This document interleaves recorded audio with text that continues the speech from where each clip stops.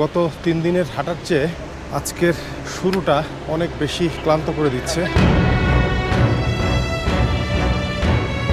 Hello hello, আমি তোমাকে ভালোবাসি। আমিও তোমাকে ভালোবাসি।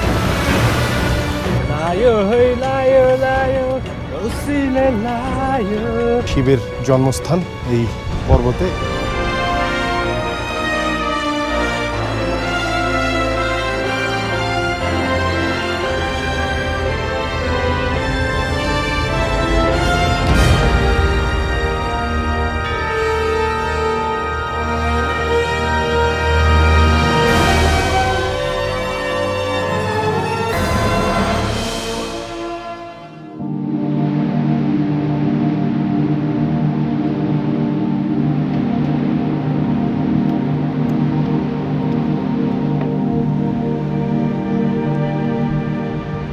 দেউরুলি থেকে শুভ সকাল।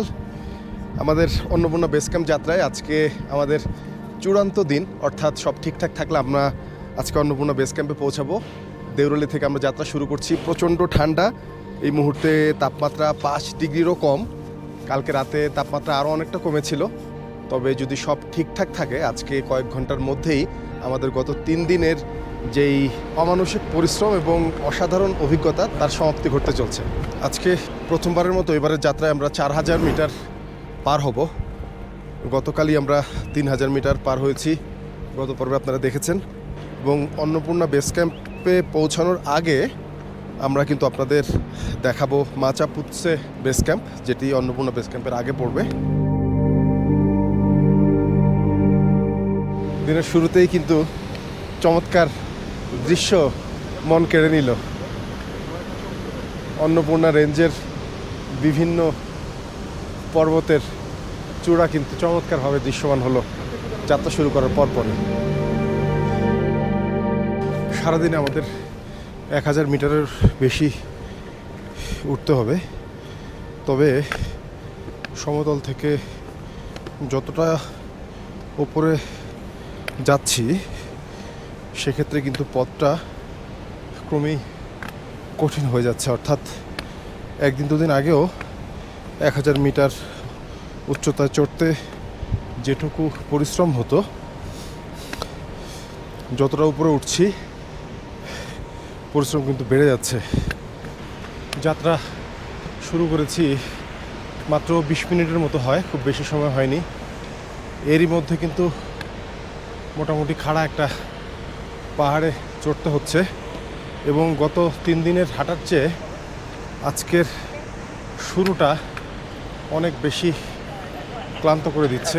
এর একটা কারণ হতে পারে যেহেতু সমুদ্রপৃষ্ঠ থেকে এরই মধ্যে আমরা 3200 মিটারের অধিক উচ্চতায় আছি এবং আরও উচ্চতার দিকে যাচ্ছি।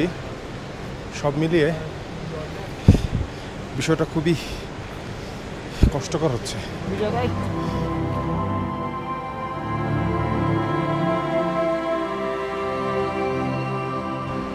তাপ কিন্তু কিছুটা বেড়ে গেছে, শীতের কাপড় খুলে ফেলতে হবে। তুমিন ভাই, কী অবস্থা বলেন তো, কী অবস্থা আজকের জার্নিটা কেমন মনে হচ্ছে? জার্নিটা তো এখন পর্যন্ত মনে হলো অসম্ভব ভালো হবে, কিন্তু ঠান্ডা আছে, এখন তো জ্যাকেট ট্যাকেট সব খুলে ফেলতে হবে। বাট আজকে কিন্তু অন্য দিনের চেয়ে পরিশ্রম কিছুটা বেশি হচ্ছে না? কারণ আমরা টানা 3 দিন ধরে হাঁটছি তো, যে কারণে পরিশ্রমটা মনে হয় আরও বেশি লাগতেছে।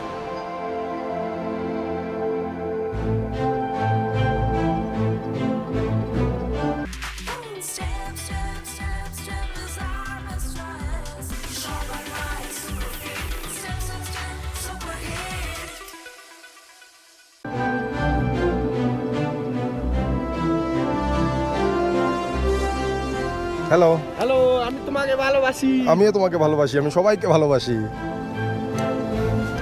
पूरा भी आता है, पूरा भी आता है? कौन सा? Oh my God! Okay. You're from Nepal or? Yeah, I'm from Nepal. Oh, that's great.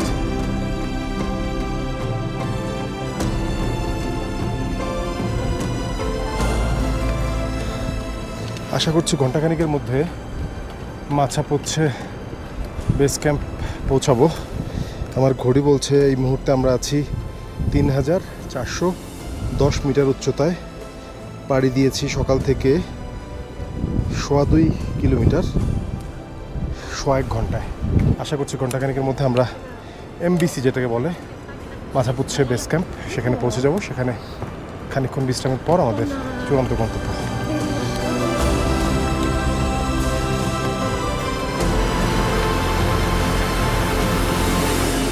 কি খবর?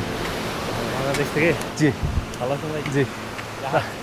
রাত 7 রাতে ঠান্ডা কেমন ছিল? বেশি ছিল না, হাইস্ট মানে -1 মানুষ এট ম্যাক্স ওয়েদার ছিল। একটা বাংলাদেশি গ্রুপের সাথে দেখা হলো। তারা তাদের অন্নপূর্ণা অভিযান শেষ করে, অন্নপূর্ণা বেস ক্যাম্প অভিযান শেষ করে ফিরে যাচ্ছে। লায়ো হই লায়ো লায়ো রসিলে লায়ো রসিলে ভন্দাপন রসিলে বুলায়ো দেখুন দেখুন লাগছ मलाई রসিলাই প্রেম পত্র হিমেল হিমেল के चभन सिधै घरमै आउँछ। ও তমাল ভাই, সাদ কেমন আছেন? অবশেষে আপনার সাথে দেখা হলো। দর্শক, এই হচ্ছে তমাল ভাই, বাংলাদেশের কয়েকজন শীর্ষ পর্বতারোহীর নাম করলে তার নাম আসে এবং আপনারা ভেবে অবাক হবেন, আমরা অনেকে 1-2 বার এখানে আসার স্বপ্ন দেখি। তমাল ভাই এটা 32তম বার এই অন্নপূর্ণা বেস ক্যাম্পে আসছেন। উনি মূলত প্রফেশনাল সার্ভিস দিয়ে থাকেন এবং এইবারের ট্যুরের জন্য অবশ্যই একটি বিশেষ ধন্যবাদ পাবে। তমাল ভাইয়ের সাথে আমি ঢাকায় যোগাযোগ করেছিলাম। ঢাকাতে আসলে আমরা যে পোর্টাল ম্যানেজ করেছি এবং বিভিন্ন জায়গায় যে হোটেলের যেসব অনিশ্চয়তাগুলো ছিল সেগুলো কিন্তু তমাল ভাই অনেকটাই আমাদের জন্য সহজ করে দিয়েছে। এই জন্য আমাদের পক্ষ থেকে অনেক ধন্যবাদ।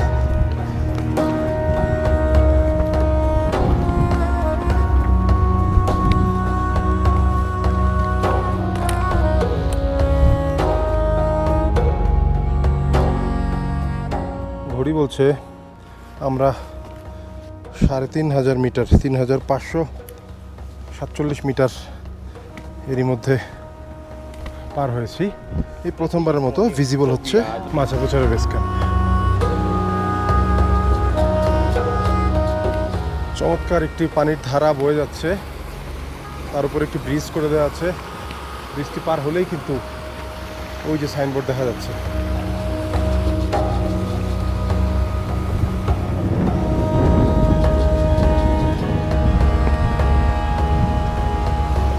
এই যে দেখাচ্ছে অন্নপূর্ণা বেস ক্যাম্প, 2 ঘন্টা 2 আওয়ার্স। যে সাইনবোর্ডটা দিয়েছে তাকে আমি খুঁজতেছি গত 2 দিন ধরে, কারণ গতকালকেও এরকম 1.5 ঘন্টা 2 ঘন্টা বলে আমাদের 3-4 ঘন্টা হাঁটা লাগছে। একটা এরা মনে হয় ওদের নিজেদের লোকালদের কথা চিন্তা করে এই সাইনবোর্ডটা দেয়া। আর অবশেষে এই যে চলে আসলাম মাথাপুচ্ছারে বেস ক্যাম্প। পৃথিবীতে যেসব আনক্লাইম্বড পর্বত আছে, অর্থাৎ যেসব পর্বতে কেউ কখনো আরোহণ করেনি, তার মধ্যে কিন্তু এই মাথাপুচ্ছারে একটি। এর নাম কেন মাথাপুচ্ছারে, এর পেছনে কিন্তু ইন্টারেস্টিং একটি কাহিনী আছে। এর চূড়াটি মাছের লেজের মতো দেখতে, এই কারণে তারা এর নাম দিয়েছে মাথাপুচ্ছারে, অর্থাৎ মাছের পুচ্ছ বা লেজ। এই মাথাপুচ্ছের চূড়াতে নেপাল গভর্নমেন্ট কাউকে ওঠার অনুমতি দেয় না। এর কারণটা মূলত ধর্মীয়। তারা বলে থাকে যে তাদের ধর্মীয় বিশ্বাস অনুযায়ী শিবের জন্মস্থান এই পর্বতে, এই কারণে কিন্তু এই পর্বতে এখন পর্যন্ত কাউকে ওঠার অনুমতি দেয়নি। কেউ কখনো এই পর্বতে চূড়ায় পা রাখেনি।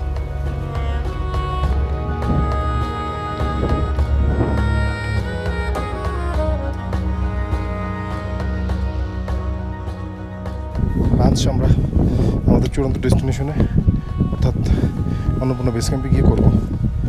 এই মাথাপুচ্ছে বেস ক্যাম্পেও নাস্তা টাস্তা করার ব্যবস্থা আছে, কেউ চাইলে এখানেও খানিকটা বিশ্রাম নিতে পারে।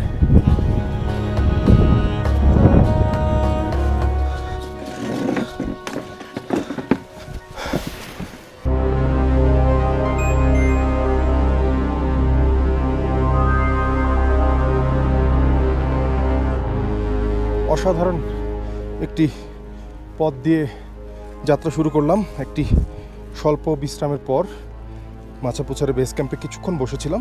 এই মুহূর্তে তাপমাত্রা প্রায় 3 ডিগ্রি সেলসিয়াস। যদিও কিছুক্ষণ পর পর রোদ উঠছে, সূর্যের আলো কিন্তু আসছে, কিন্তু তাপমাত্রা অনেকটাই কম, প্রচণ্ড ঠান্ডা বাতাস, কিন্তু ঠান্ডা বাতাসের মধ্যে হেঁটে যাওয়া লাগছে, হাত জমে যাচ্ছে।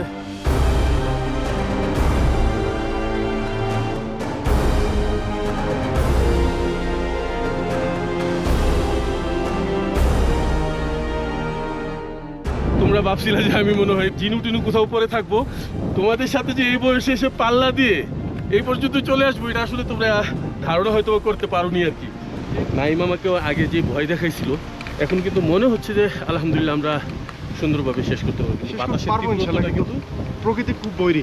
তুমি একটু ঘুরে দাঁড়াও, দেখো অবস্থা কি অবস্থা হয়, বাতাস তোমার ক্যাপ পুরাই নিতে পারে। আমাদের সুবিধাটা হচ্ছে পেছন দিক থেকে বাতাস আসতেছে দেখে বুকে লাগছে না, আর সামনের দিক থেকে আসলে কিন্তু অনেক বেশি সাফার করা লাগতো।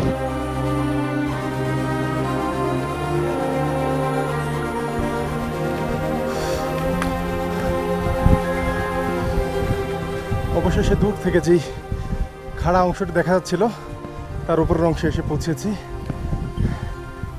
এই পুরো রাস্তাটা খাড়া হেঁটে ওঠা লাগলো।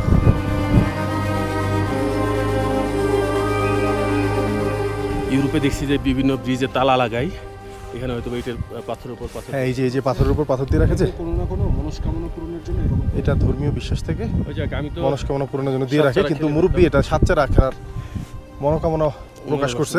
জেগে গেছে। কিন্তু মুরব্বী আই ডোন্ট থিংক এই ইটস আ জায়গায় গুড কিন্তু আইডিয়া। একটা ক্রিকেট গ্রাউন্ড হয়ে যেতে পারে। আপনি খেলেন, আমরা একটু আমির নামে আগাচ্ছি।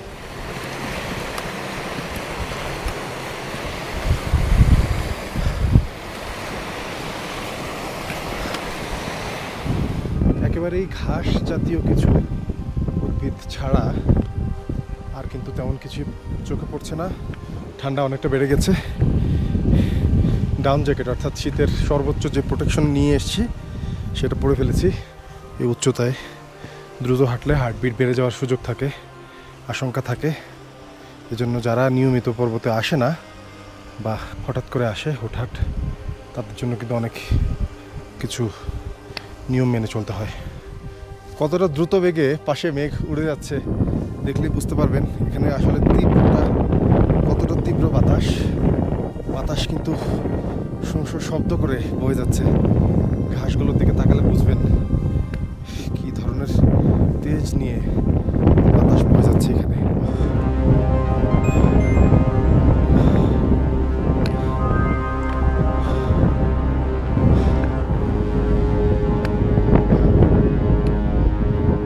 বাতাস কি ভয়াবহ দেখছেন?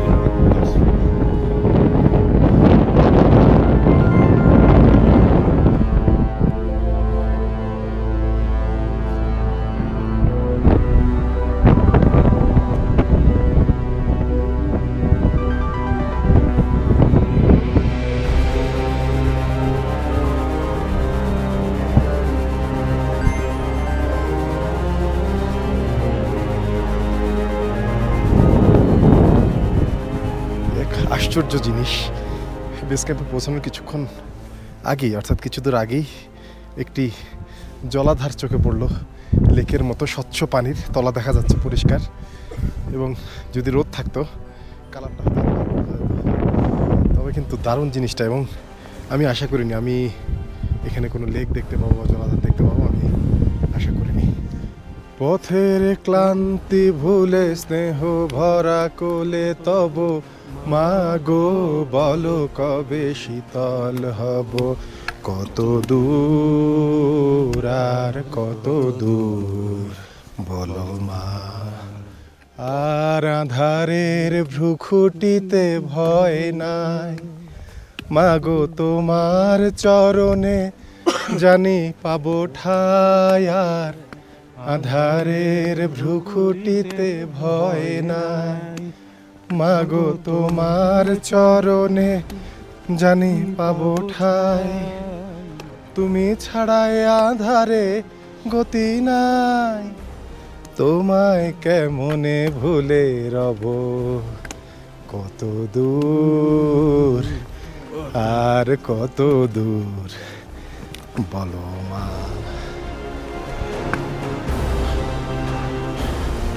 বৃষ্টির সময় প্রথমবারের মতো হালকা ধরা দিল আমাদের গন্তব্য অন্নপূর্ণা বেস ক্যাম্প। আর আশা করছি 30-40 মিনিটের মধ্যে আমরা পৌঁছে যাব। তবে গন্তব্য দেখতে পাওয়াও এক ধরনের স্বস্তি দেয়। 4000 মিটার পার করলাম মাত্র, খানিকটা ব্যথা ব্যথা করছে, খুব ধীরে আগাচ্ছি। ইনফ্যাক্ট যারা যাচ্ছে সবাই কিন্তু খুব সীমিত গতিতে ধীরে ধীরে যাচ্ছে। এই উচ্চতায় নানা ধরনের শারীরিক ইস্যু তৈরি হতে পারে যারা নিয়মিত পর্বত আরোহণ করেন না বা বডি অ্যাক্টিভিটিস করা নেই তাদের।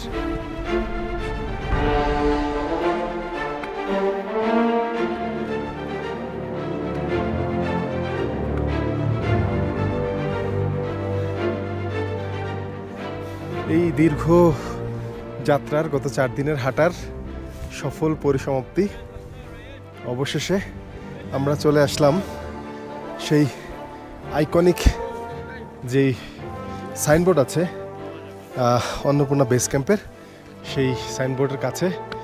এবং পেছনে পুরো অন্নপূর্ণা 1 পর্বতটা কিন্তু দেখা যাওয়ার কথা মেঘ সরে গেলে। শেষ বিকেলে আমরা প্রত্যাশা করছি হয়তো মেঘ সরে যাবে। তুহিন ভাই, আপনার জন্য তো এটা একটা প্রথম অভিজ্ঞতা ছিল। জীবনে প্রথম, সত্যি কথা জীবনে প্রথম। আমি কিন্তু ঢাকার পাহাড়ে আমি ঘুরি নাই ভাই। আমরা আসলে মন থেকে চাচ্ছিলাম শেষ পর্যন্ত খুব সবকিছু ঠিকঠাকভাবে শেষ হোক, কারণ আপনি অনেক চ্যালেঞ্জ নিয়ে অনেক, সত্যি কথা বলতে গেলে আমি ভাবি নাই আপনি যে এই পর্যন্ত আসতে পারবেন।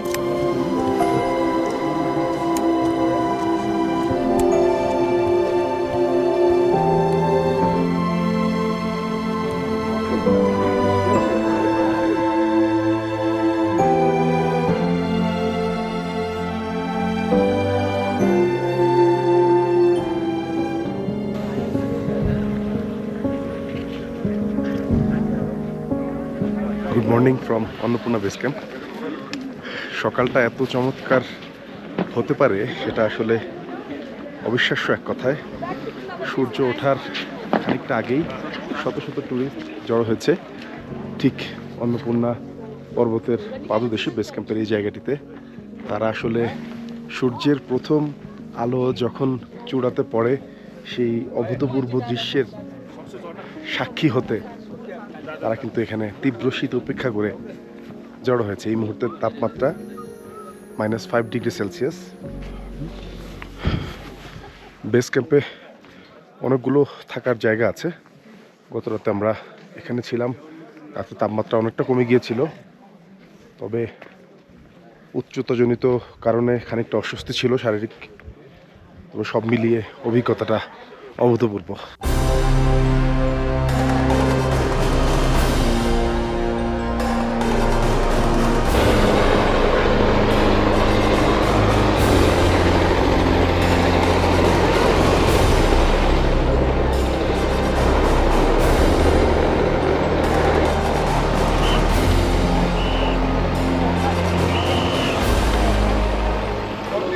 কথাগুলো পুরনো স্মৃতিগুলো মনে মনে রাইখো, বালা লইয়াই তাইকো, বালা লইয়াই তাইকো। এই মুহূর্তে আমরা আছি বিখ্যাত ফেওয়া লেকে। আজকে আমরা রিস্কটা নিচ্ছি প্যারাগ্লাইডিং করার জন্য। আমার খুব ভয় লাগতেছে।